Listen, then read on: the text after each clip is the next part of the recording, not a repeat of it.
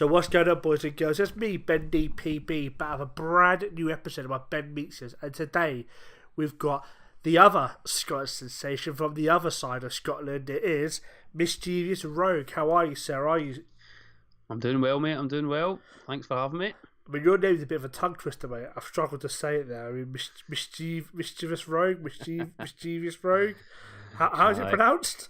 Mischevious Rogue. That's the one. It's the Scottish twist on it makes it sound a bit better. This does a lot better than Ben DPB, I'll tell you that now. So what we're going to do, we're going to dive in with a couple of icebreaker questions just to ease you in gently. And then we'll take it from there. Yeah. So my first and my favourite question is, what's your favourite food? It's got to be jock pie, chips and beans. What's in a jock pie? You mental. You've never heard of a jock pie? Never. I've had a battered Mars bar, that's about it. Oh, well, that's a bit as Scottish as you get now. Yeah, so a jock pie is a Scotch pie. It's essentially mutton with pastry around it. Oh, sensational. So if you ever get a chance to have a Scotch pie, it's amazing. Absolutely. Beans on top. It sounds a bit as healthy as you get, but yeah. Are you getting a bit wet thinking about it now? I am, yeah. Wet lips, of course, but yeah. So what are you a console or PC gamer? I've got a PS4. I was a Nintendo kid. Obviously, I'm an 80s kid, so I was a Nintendo kid. My wife was a Sega kid. It was sort of developed, and then I went to PS1 all the way through, and I've got a PS4. So I don't play it much. I actually play, as weird as it sounds, my wife, when she's pregnant, liked playing Minecraft. So I started getting into Minecraft, playing it with her. And then I've got the new wrestling game. I think it's WWE 2K17 or whatever. So I play that occasionally, but I've always loved PC, but then I switched to a Mac now, which I play Football Manager on. Runs great, so big Mac fan at the moment. I mean, another icebreaking question for you: Hulk Hogan or Ultimate Warrior? Ultimate Warrior for me, even though he was. And I listen to a lot of my favourite thing when I'm running, because I do a lot of running. I always listen to podcasts. I always listen to wrestling podcasts, and they always talk about how much a knob the Ultimate Warrior was. He couldn't work or anything, but as a visual thing, it was just exciting. It was the music, the face paint. I thought it was awesome. His intro. Oh, amazing. It's one of my tunes on my iPad for running. iPod. Bounce off the ropes. I mean, he was amazing. I was a massive Ultimate Warrior fan as a kid. Wasn't quite as good as Bret Hitman Hart, but I loved Ultimate Warrior. So apart from WWE, what's your favourite TV show? Favourite TV show at the moment? It is... God, that's a hard one. There's so many out there. I like Blind Spot. Don't know if you've seen that yet. I've not heard of it, sure. What's that? Oh my God, what's happening with you? Is that a Scottish thing? So you've not heard of Jock Pies, you've not heard of Blind Spot. So Blind Spot is essentially a woman's had a memory wiped, and she essentially gets found in a bag. She's all covered in tattoos, naked, gets found in a bag in New York City in Times Square, and then basically the FBI are sort of decoding her tattoos and going on about this whole series about why she's no memory, tattoos tied to events that are happening. It's amazing. And obviously Game of Thrones. I'm a big Game of Thrones fan. I'm the sort of guy that stays up to 2 a.m. to watch the new episode. I'm a Game of Thrones nerd. I wake up early every Monday morning so I can watch it first thing Monday morning before work every Monday. I can't wait till Monday night. I just can't wait that long. I have to watch it Monday morning. So I'm a massive Game of Thrones fan myself. I absolutely love that show. It's probably my top 3 shows.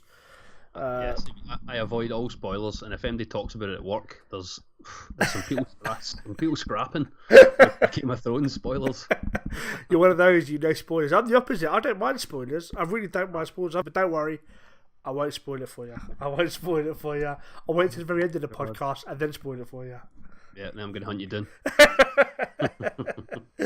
And last but by no means least, so what's your favourite film?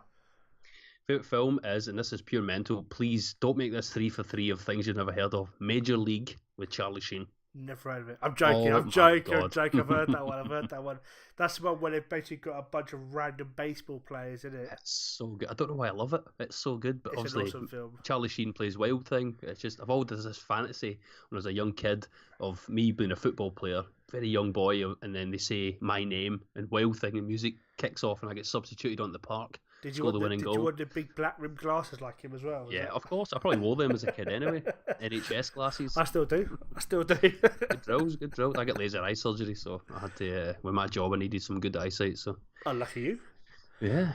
So obviously you're on your YouTube channel now. You've got yourself a little, a pretty big Glasgow Rangers save. Tell us a little about your Glasgow Rangers save. How you getting on?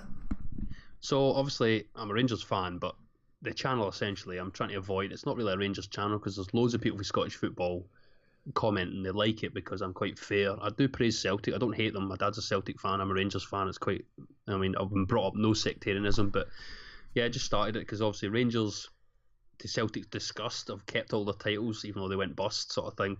So they were looking for the first season was called Going for 55, which there was a big chant about when Rangers got back into the league. It went tits up because Rangers were shit last season, but that was the first season. I won the league my first season, and I've been title hopping with Celtic and Hibs, unbelievably. In this, I'm a seventh season now. It's such a good save, and Ronaldo has just signed. I heard. 37-year-old legend. Oh, he's amazing. I haven't seen the episode yet, but how much is he on? So I got asked millions of questions on Twitter for this. So I got him because it was one day before the transfer window shut, 1st September. 2022-23. So I got him and I've been following him. It was tactics. I've been praising him and saying I want to buy you and putting little things in his head, showing interest. And he kept saying no, the little red bar across the top of the screen every time no. And then I clicked on one last time and it said offer him a contract when you had to. It was one of those ones that was all blanked out and you had to put in an offer. So 39,000. And then it was top bonuses, 195k for winning the league, every round of the Scottish Cup, 195k for qualifying, 50% wage rise next year, everything. Every single bonus it took for him to go, okay.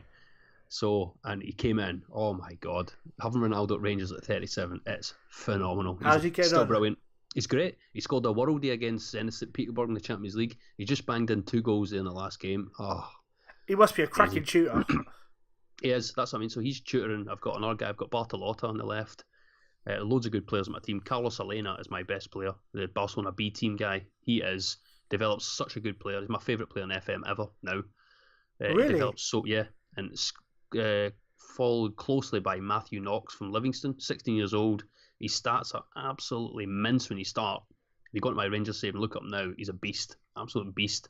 So yeah, Ronaldo's tutoring all these guys in. I've got Mkhitaryan as well. He's just signed, free transfer. Henrik Mkhitaryan, freaking hell. 33-year-old free transfer. He's on, I think, 17 grand. I've just signed Mandzukic as well, free transfer. Tell the truth, are you the game editor? Never. not on this, not in the range. Previous saves when I'm playing myself, but I like to be totally honest and open. The little editor sign's there in the top corner, but not for the Rangers save. I've used it for a few of my experiments and stuff like that, but I don't need to. That's the one thing I've always played with Football Manager, especially in a YouTube series, is if you get beat, show yourself getting beat. You don't have to win all the time. People watch for the story, not the winning all the time. You don't want to cheat. It's fucking dog shit if you cheat.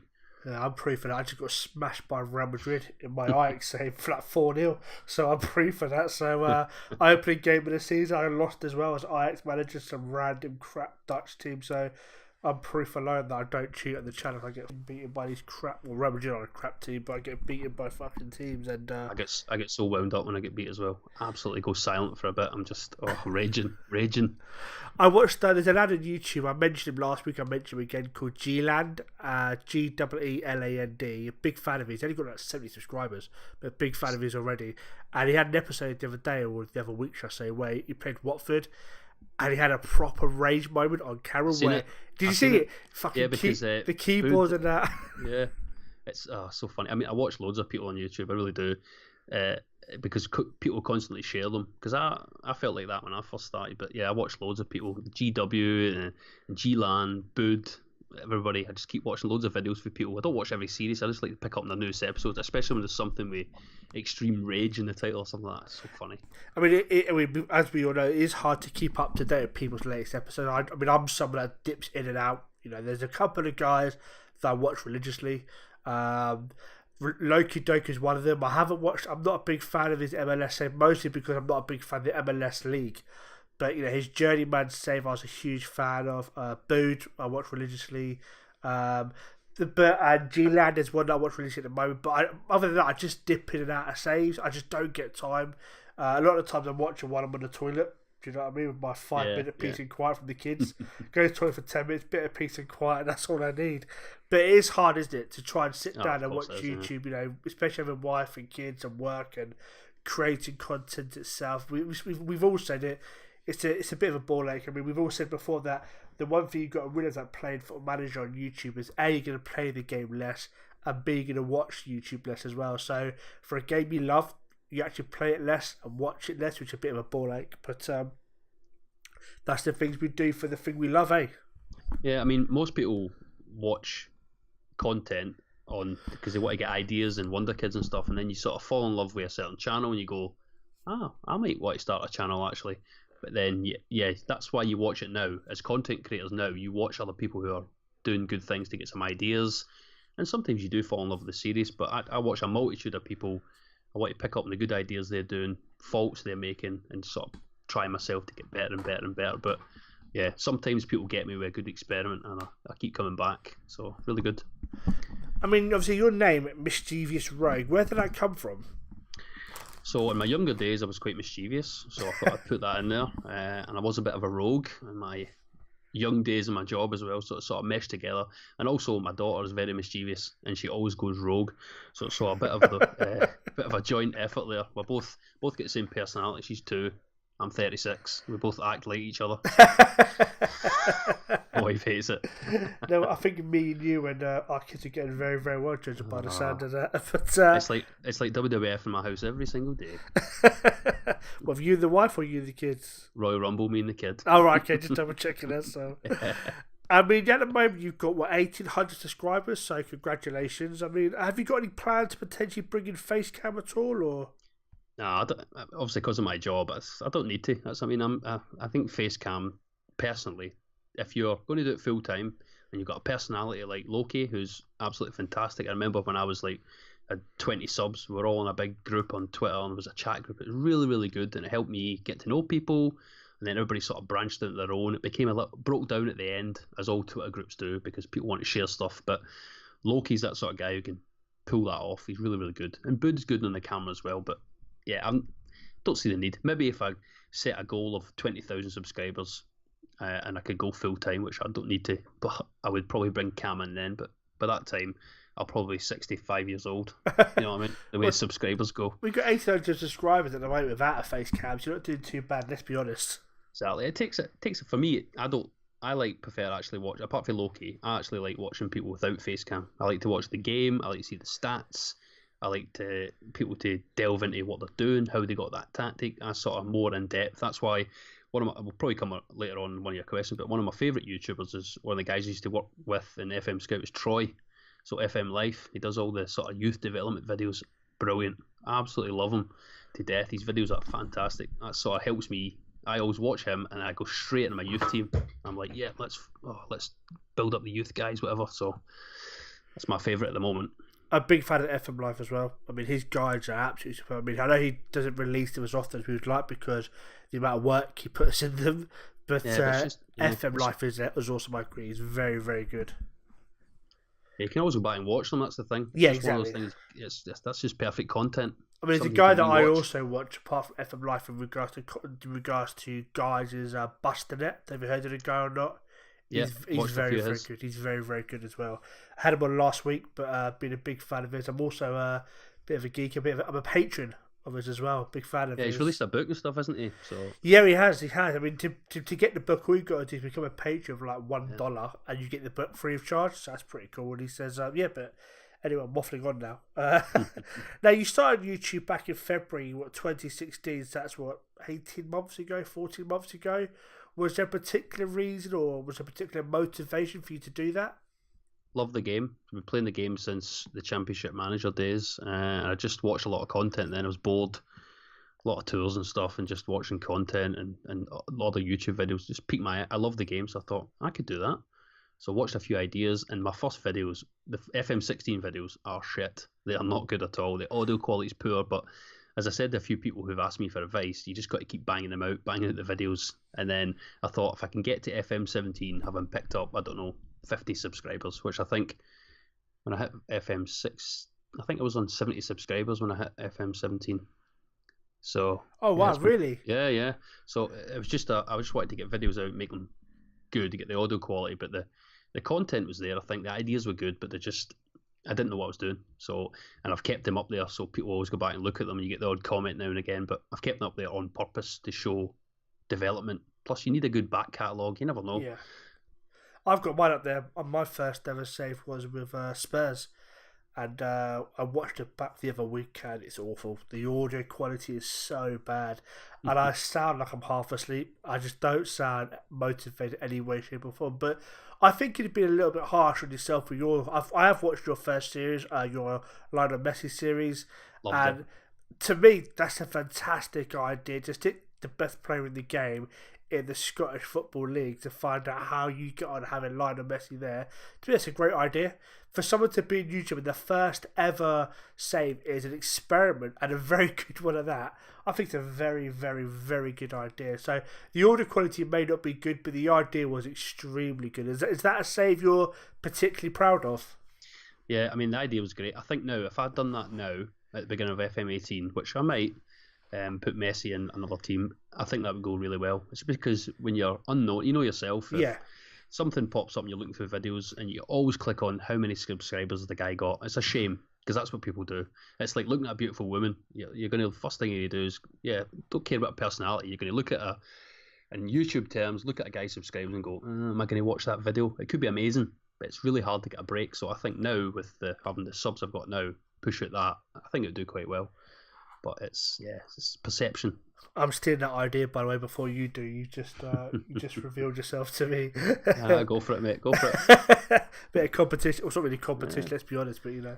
But so obviously, in regards to YouTube again, I mean, obviously, you said you watched YouTube a little bit before you started. Was there a particular YouTuber that inspired you to start YouTube? Was there a particular YouTube you thoroughly enjoyed before you started YouTube? So I've watched, obviously, Second Yellow Card, Golden FM, who else? Benji, Dr. Benji, Footy Manager TV, all the big ones, the main players, the ones that used to pop up. Because if you don't ever watch Football Manager content before, like now, because I like loads of videos, I always get Football Manager content coming into my sort of feed, so I watch it. But back then, I just typed in Football Manager one day and I seen a few videos, so I just started clicking. So that was the main big ones that I started watching, and it was quite good. But I sort of got the juices flowing. I thought I could do that. It's quite good. So that's how I started. I mean, your subcat, as you just said, you started off at FM17 with 70 subscribers. You now want 1,800 subscribers. I'm guessing you're pretty happy with your growth. Yeah, it's good. I mean, I think it's great. The growth's fantastic. But I love little Giancarlo's Giancarlo. I've never met him, so I don't know. He's Jack. I'm sorry if you're listening. I don't know if you're little or big. Little Giancarlo, yeah. Yeah. So big Giancarlo. I like the list he puts out, and a lot of people don't like it because subs don't mean anything to me. I love views, it. I love the list. I love the list. It's really good because I like seeing other people's progression. I love seeing little channels creeping up. It gives them something to aim for. But the key point as well, I always give people, subs mean nothing really, because people might sub for a specific video and then not watch the rest of your content. Yeah. If you get 10% views of what your sub count is, you're doing pretty good. That is my overall key point. Subs don't mean nothing, so it's good to see visually, but actually the views are your most important thing. I mean, speaking of views, I mean, do you have a specific target in mind for each video? When you release a video, do you think, right, this video's got below X amount of views, there must be a reason why? What's your target for your videos in terms of views? Because I look at, if I get less than 50 views on a video, I'm thinking I've done something wrong there. Do you know what I mean? So do you have a particular target yourself? So for me, it used to be, obviously, when we're in that little group and stuff like that, people would click on your video, help you out, give you a like. That counts. Likes do help, but obviously your watch time is only like 2 seconds. So that's the misconception. People think I just like it and help you out. You're not helping it. You actually ruin it because you ruin my algorithm. So it's great if people watch for a couple of minutes. But I always think, because I do the 10% all the time, but my Rangers videos always get probably, I think, 100 within the first 2 hours, depending on when I release it. Sometimes 200 in the first 6 hours. But if the video hits 250 within the first day, I'm very, very happy, and I don't mind if it stays like that. But then I know people will go back and watch the series because it's straight into a playlist and they can go and catch up on it.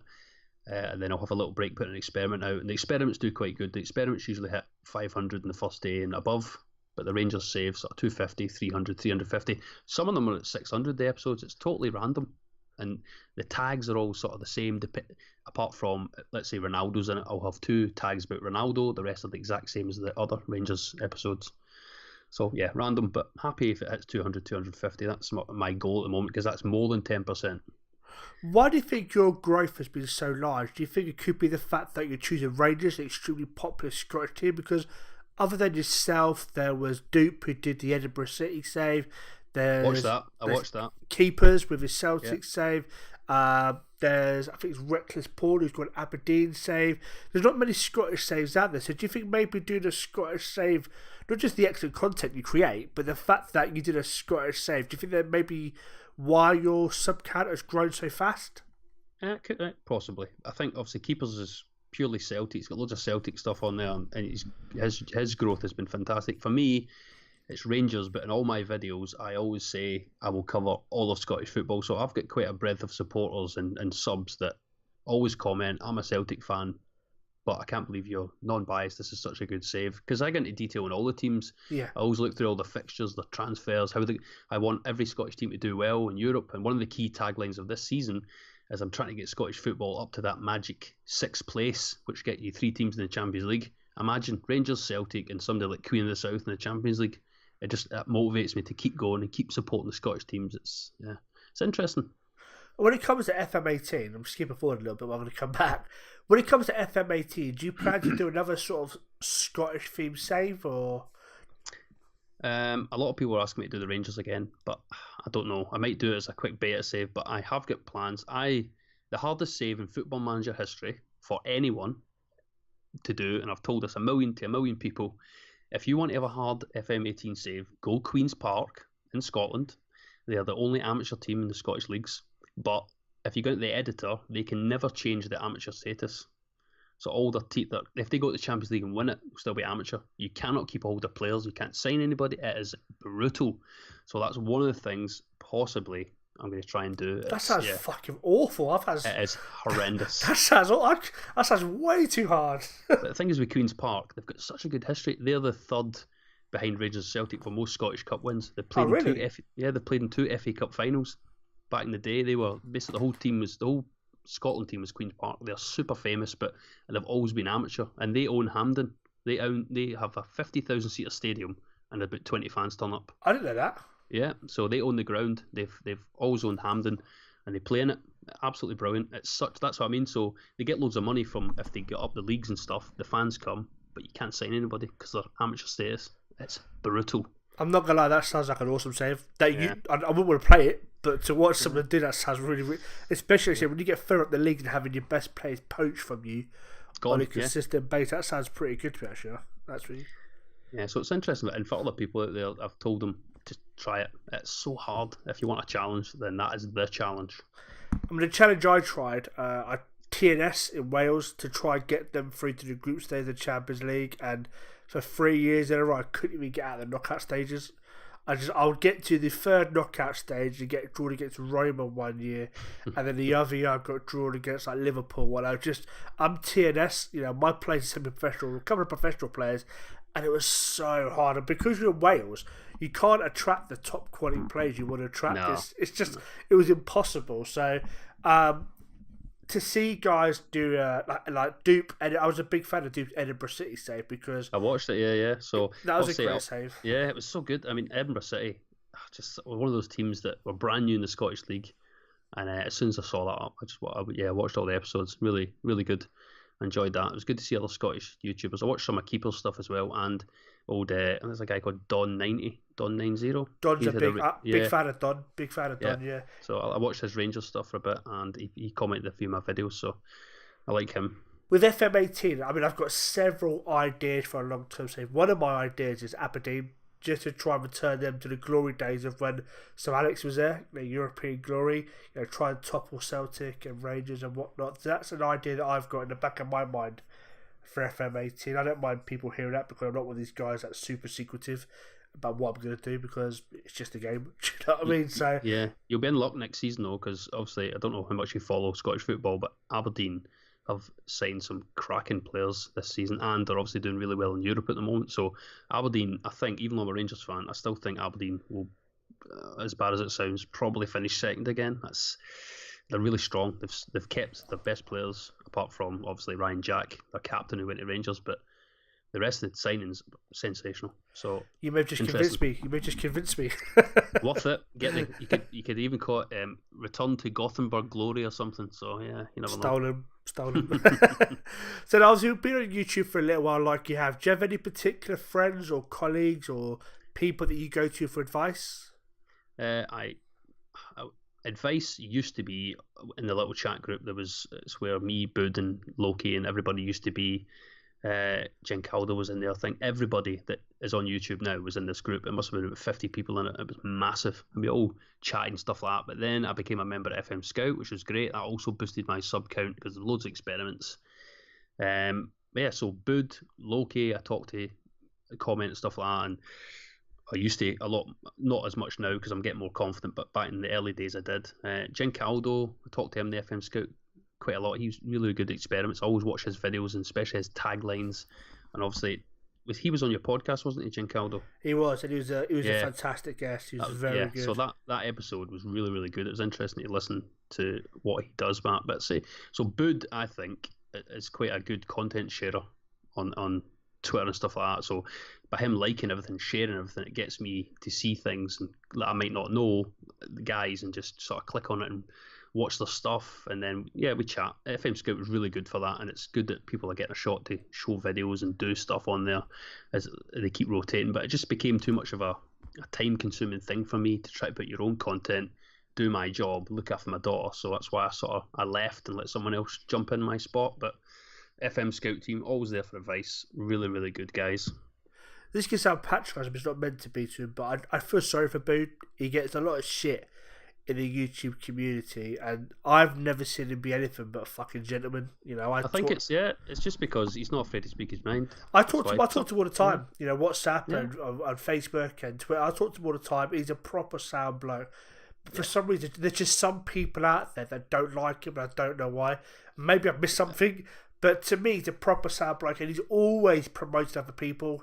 He's always trying to help people get a step up. There's been so many people. Giancarlo couldn't speak highly of him. Giancarlo said one of the reasons why he stuck with FM Scout was because of Bood, because Bood helped him get to where he was. Bood gave him the leg up to go to FM Scout. And a lot of people be so complimentary. So why he gets some of the abuse and the shit he gets, I don't know. It's just YouTube drama, isn't it? It's just Twitter drama. It's our own little version of drama. Somebody might say something or do something, or somebody thinks that someone's done something to their channel.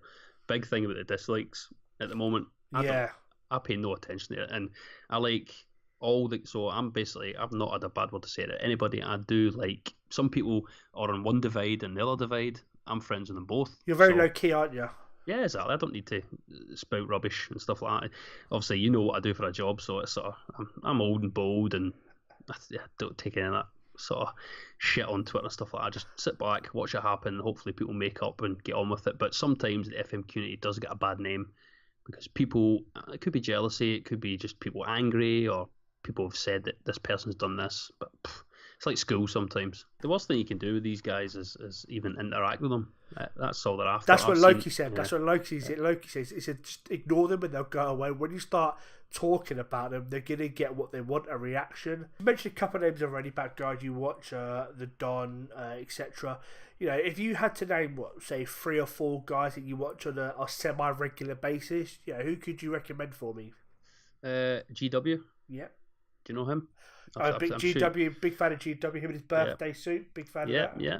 Big shout out to GW. He was in the original group we had. Obviously, I watch Bud's stuff. I like his Bayern Munich stuff because my wife's from Munich, so I like watching Munich. So I watch Bud's, Loki's, the American stuff I watch now and again. I do like his explanation of the rules, but I've not watched the whole series. I loved his how-to YouTube series. I watched every episode. I probably watched it multiple times. And I did enjoy his Journeyman, the old Harry Owen stuff. Just brilliant entertainment. I also watch some of his other games, not just FM. I watch his sort of Darkest Dungeon and stuff like that. So he's just an entertaining guy. Who else do I watch? Obviously, I've mentioned Don90. Dupe's doing a bit more streaming now, but I did like his Edinburgh City save. And there was one more, G-Land. I watched a couple of episodes of his. So that's the sort of guys and Jen Caldo's experiments are phenomenal. I absolutely love them. Can't speak highly enough about his quality, his videos and stuff like that. Really, really good. And obviously Keepers, even though he's a Celtic guy, I do watch some of his videos because it's interesting. It really is. His ideas and his the way he does videos and stuff, he's editing, fantastic. If you had to recommend a particular YouTube, maybe not a big one that you think that maybe could be the next big thing, shall we say, or could do pretty damn well, who do you recommend? Have to be somebody in that sort of. I think I'm going to stick with GW for my sort of shout out, really, because I think he's got the quality. He just needs to just keep pushing out the content, and the subs will come. And the more people that watch and comment on his stuff, I think he'll just climb and climb and climb and climb. I think he's one of the most underrated guys in that little list of Giancarlos that he puts out. So GW, my shout out. Close second would be Don 90. Yeah. So that's my two recommendations. GW, I mean, I've said before, I'm a big fan of GW. I'll never forget the episode where he was in the FA Cup final and he was going to get suited up and he gets his birthday suit. I mean, I've said it before. I mean, that was just hilarious. It was hilarious because you see a lot of guys get themselves in all dappered up in their suits and that, but I've never seen anyone get themselves in a freaking birthday suit before. And I thought it was really, really funny. I mean, he's got his new save coming up, or it's probably out by now, with his Craig David as the owner of the team. So I'm looking forward to watching that because his impression of Craig David is really, really funny. I mean, his impression, generally, he does a superb Arnold Schwarzenegger impression. He's a man of many talents. He is, and his Fan of the Week is also very, very good. I watch his Fan of the Week. I was on there, which was great. Very good.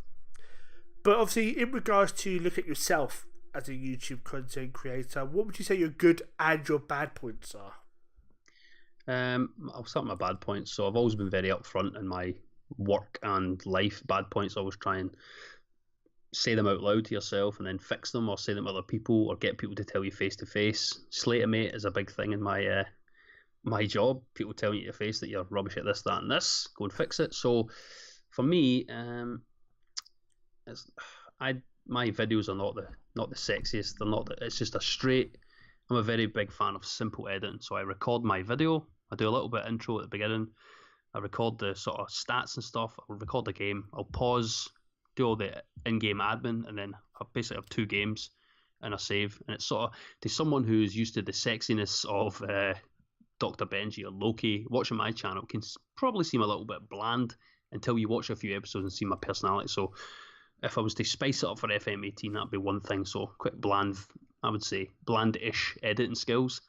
Good points. I think a non-biased view of football, really. I like all football, no matter if you're what religion, creed, race you are, what league you come from. I think all football is really, really interesting. I've always loved it. I've travelled the world watching some of the most random football games. I watched a football game in Afghanistan between two local teams. It was brilliant. Really? Absolutely brilliant, yeah. Some of the standard of football was, I couldn't believe it. And then I watched a cricket game in the same stadium about 4 hours later. Amazing. That's a bit random. That is extremely random. Yeah, I have watched some crazy ass football games all over the world. I watched one in Iraq as well. There was what was their name? I'll try to remember the team now. That will come to me. But watched a football game there in the main stadium where Saddam used to do executions in this stadium near Basra. Yeah, and they had a football game there. Green grass like I've never seen in my life. The guy that looked after the stadium, it was his job to look after this grass. It was a running track around it. It looked like Hampden, the Scotland. It looked like really? Hampden.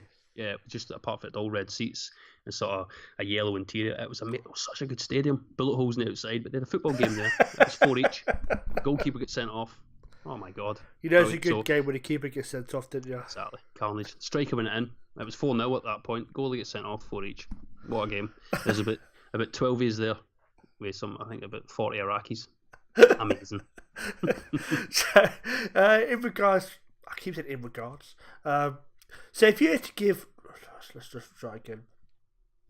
So do you have any advice for any up and coming YouTubers and maybe even experienced YouTubers? What sort of advice would you give someone? Top tip: keep putting out the content, no matter if you think it's not the best quality. Just do it. Practice. I know a few people have mentioned this before, but to be honest, nobody really watches your first 100 videos, and if you've got below 100 subs, people tend not to really care your quality. They want to know that you've got a good backup of content when you do become a bit bigger. They know you're going to be in this for the long term. A lot of people they wanted basically, I want to do a YouTube channel. That's great. They put out 20 videos, wondering why they're not getting 1,000 views, and then quit, and then come back 6 months later. That is my biggest pet hate, because you can get invested in somebody, a new up and coming youth player in the FM community. You're like, yes, this guy's going to be okay, and then quits. So loads of content, basically keep it going, and then eventually when you start chatting to people and get more of a community, the subs and the views will come. And obviously sort out your tags. I gave advice to 2 guys the other day, and they had like 1 tag in there, just Football Manager. I was like, oh my god.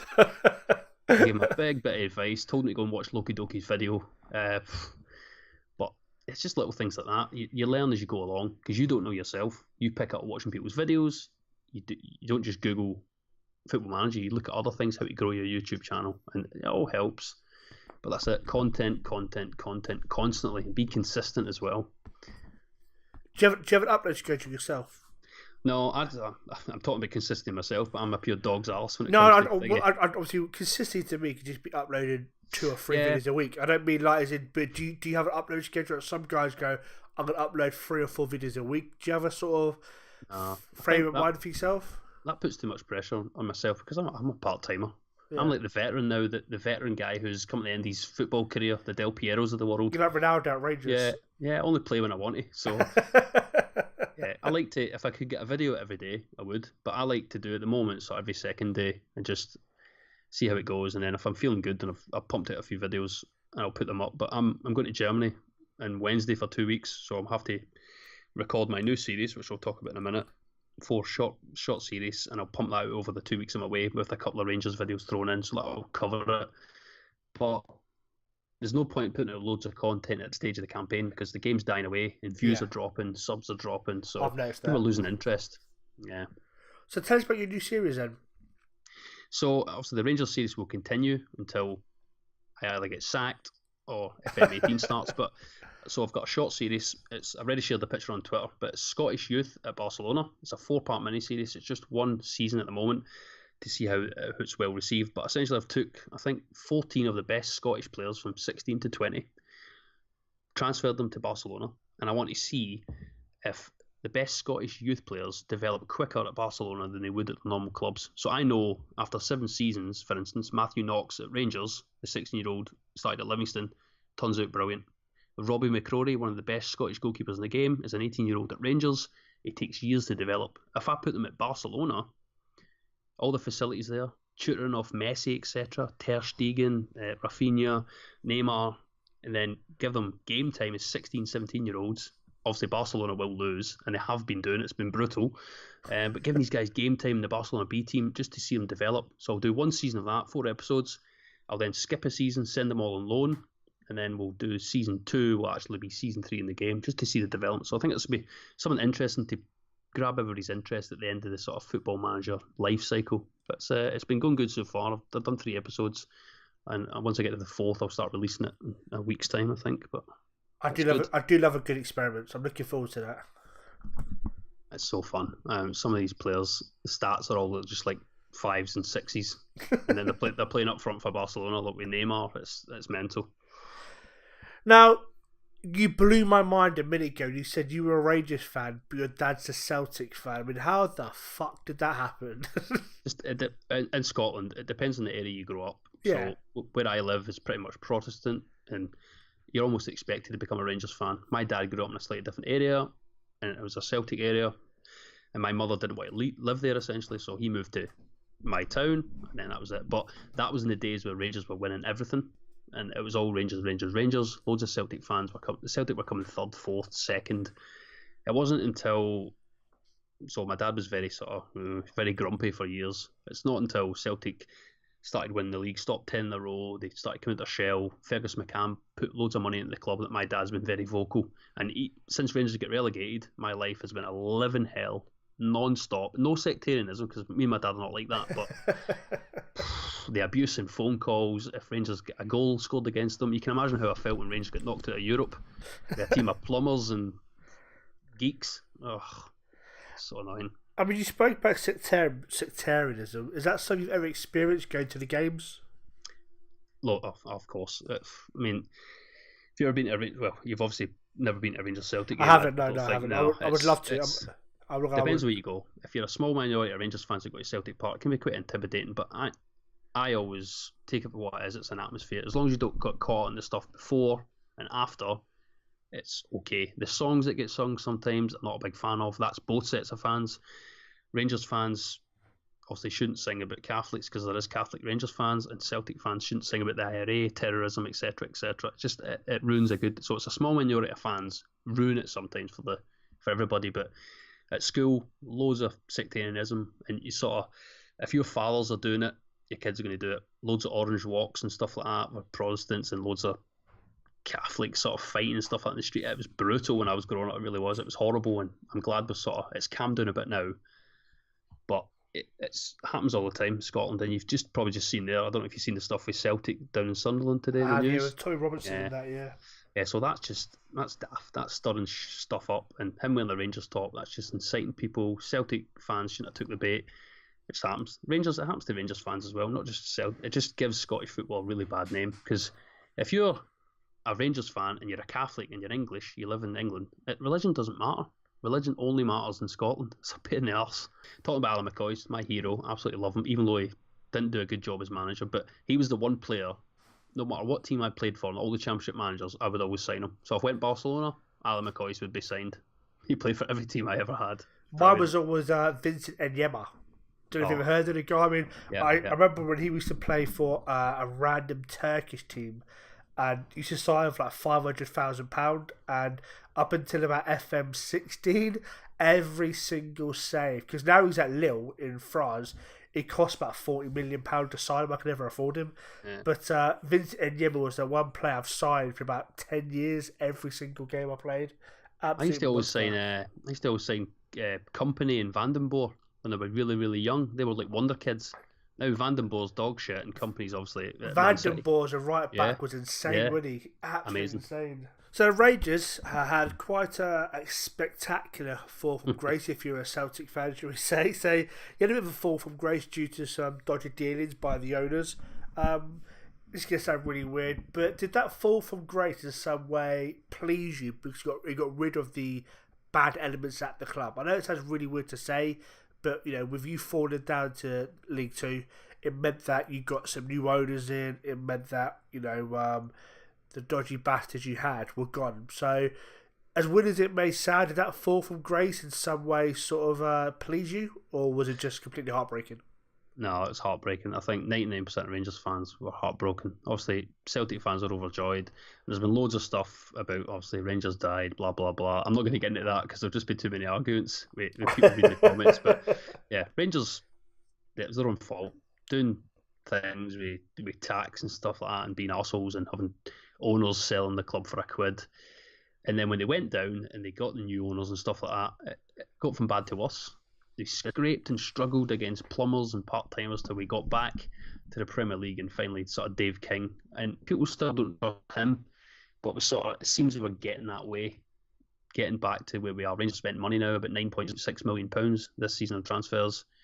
But it took a long time. It was heartbreaking having to just hope they get promoted every year. And basically, the year they were in the playoffs to get promoted to the Premier League, and they got absolutely pumped rotten off Motherwell. Oh, God. Must have had 8 missed calls off my father that day. He was loving it. I mean, as a Luton Town fan, we've done a bit of dodgy dealings ourselves, hence why we got relegated down to the conference. We had like a 30-point deduction because our owners were going into like liquidation or whatever it was, earlier than it should have been, or they were delaying it just so they could get the point deducted this season rather than next season.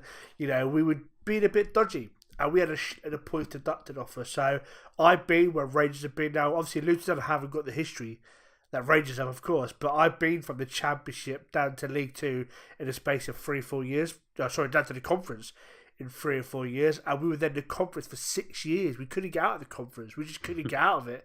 We had some absolutely superb players, but for one reason, we just couldn't get out of there. So, I can't say that I understand what it's like to be Rangers, but as a Luton Town fan, we had something very similar, knocked down from the Championship right down to non-league football, but we were down there for years and years and years. So, unless you've been in that situation, torture. It's hard to describe it. I mean, as a Luton Town fan, for me, it was heartbreaking. It really was. But it meant that we had an absolutely crazy owner. We had a documentary, I think it's on YouTube somewhere, and what happened was the new owner of the club was a Chinese consortium, and what they did was they did like a pop or X Factor style phone-in where the fans could decide who the new manager was going to be.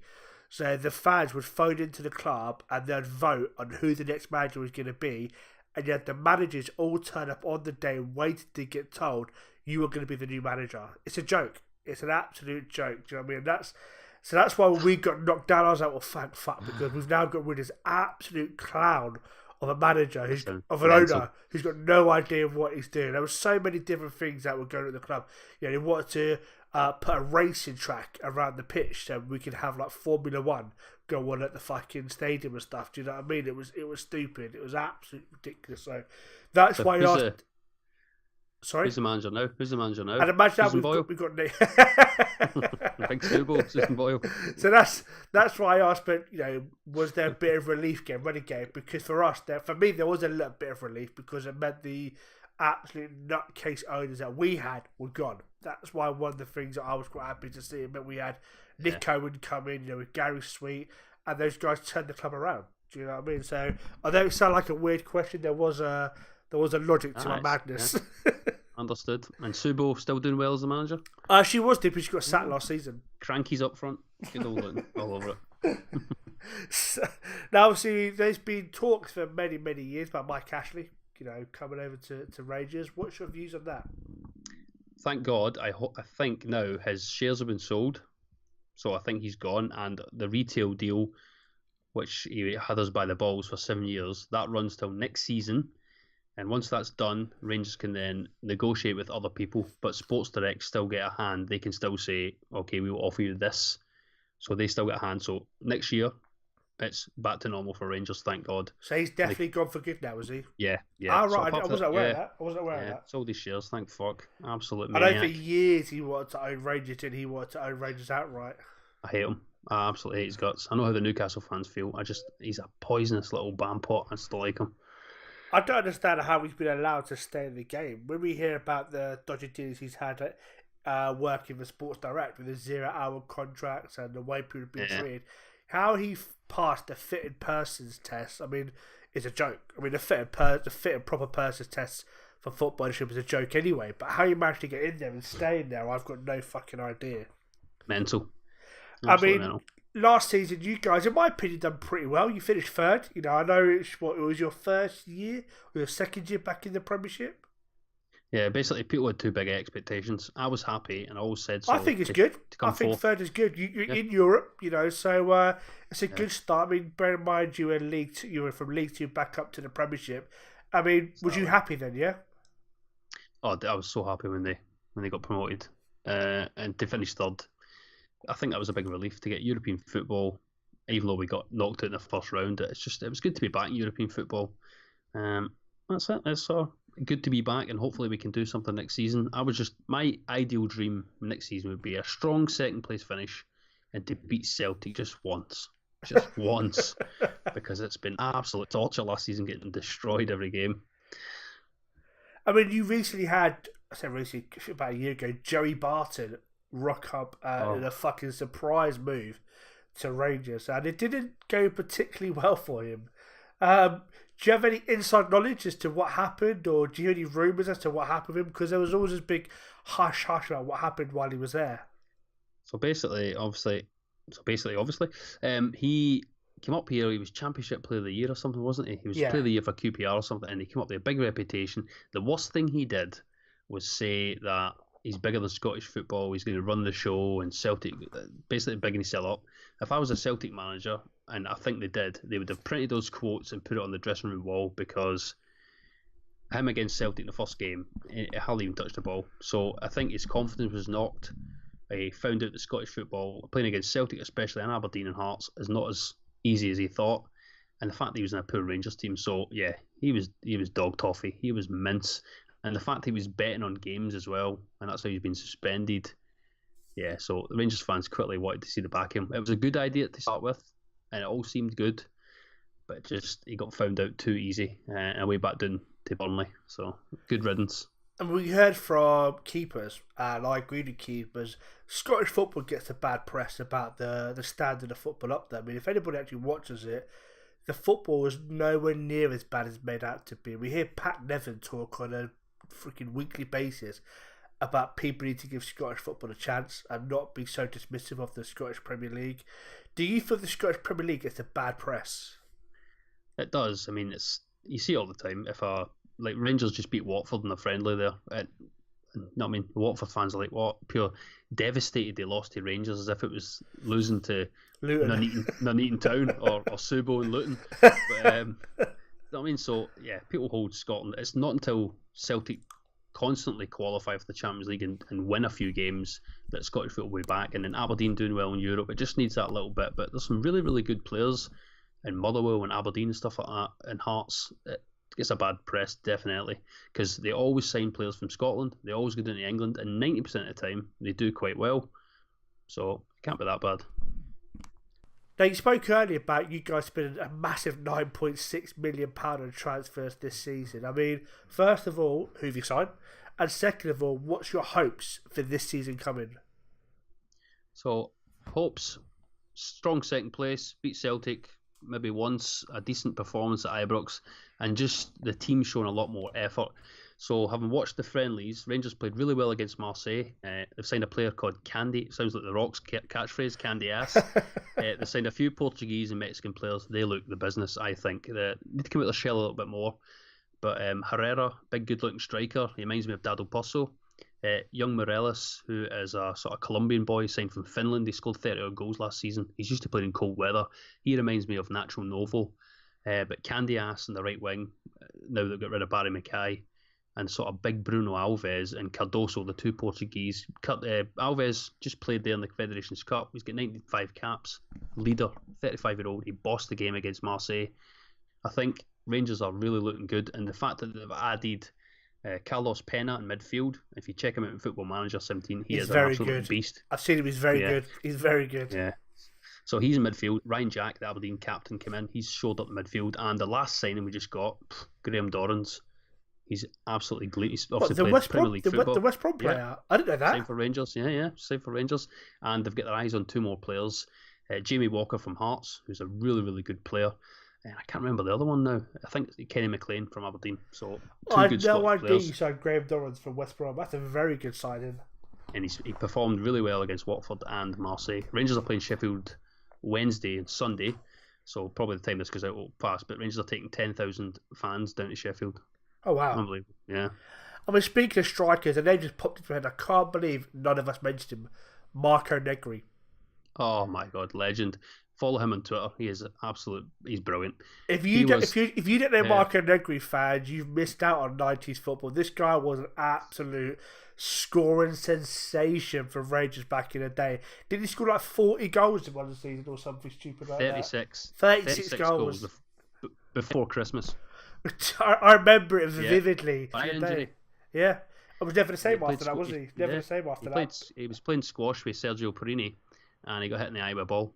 And that was it. He scored like 3 more goals, got sent him on loan, left. I was absolutely devastated. I thought surely he was going to get 50 goals. He scored 5 in one game against Dundee United. Never celebrated. I remember him vividly. I mean, I remember he was never the same after his injury. Never the same. But I remember when I said 36 goals, well, this guy's amazing. And it just never happened again. But Marco Negri, a little bit of an old name there for older fans like myself. But Marco Negri, absolute monster of a striker back in the day. Now, obviously, you're a Scottish lad, so therefore, I'm assuming you support Scotland. What's your views on Gordon Strachan and how he's done? Because he gets a bit of a good and bad press from depending on who you ask with Scotland fans. What's your views? I think he's been there too long now. His time's up. It was a good performance against England. Griffiths, even though he's a Celtic player, those 2 goals. Oh my God, I was doing cartwheels around the house. But that's essentially his one good performance. If we don't qualify, which we're probably not going to, we need fresh blood. We need another manager and somebody that can sort of bring fresh eyes. And I would even bring somebody back like Walter Smith. If you could coax him back just for a tournament, or Alex McLeish, just somebody old school, bring it in, and then gives a chance for another Scottish manager to develop a bit more, because I don't think there's anyone out there at the moment ready to take the reins. That's probably on Scotland's sort of disadvantage at the moment. You wouldn't want to see old David Moyes rock up as a Scotland manager then? No chance, because we'd end up probably disbanded as a country, doing 10 times as worse as we've done. He is an absolute nightmare. Oh, I feel sorry for David Moyes. I think all because of United he gets a bad press. Prior to United, he was a very good manager. Just all fell apart. He was good at everyone. Yeah, just went to Man U and that was it. It's fucking destroyed him. I mean, you look at him at Sunderland. He went to Sunderland a broken man after Real Sociedad and Manchester United. He went to Sunderland a broken man. He's never been the same since going to United, has he? Yeah, I would rather have Steve McLaren as a Scotland manager than Moyes. We've seen Steve McLaren do a Dutch accent. To him, do a Scottish accent would be amazing. I bet you. Mental. Talking about fried Mars bars and stuff like that would be fucking amazing. Yep. Jock Pies, Subo. Yeah, there you go then. Jock Pies, Subo. And was Rick Waller Scottish, was he? Oh, I hope not. Probably. Great advert. Another absolutely cracking episode. Thoroughly enjoyed that. I really did. Talk about the SPL. Talking about the Messi at who is it again? Aberoth. I can't say it. Aberoth. The AB team. And the AB team was a really good conversation itself. But if you want to give yourself a shout out, mate, with your social media, you're more than welcome to do so. Yep, so obviously check out my channel on YouTube first of all, Mischevious Rogue, but I'm on Twitter, Mr. Rogue 3, and I'm also on Steam, Mischevious Rogue. So please feel free to chat, ask for advice. Yeah, it's great fun on Twitter. Don't forget, boys and girls, you can now find Ben Meeks on iTunes and on SoundCloud. So look for Ben Meeks or just type in Ben DPB and you'll find me on there. But without any further ado, I'm going to bid you all adieu. Thank you all for your love and support. And don't forget, before we go, Diolch.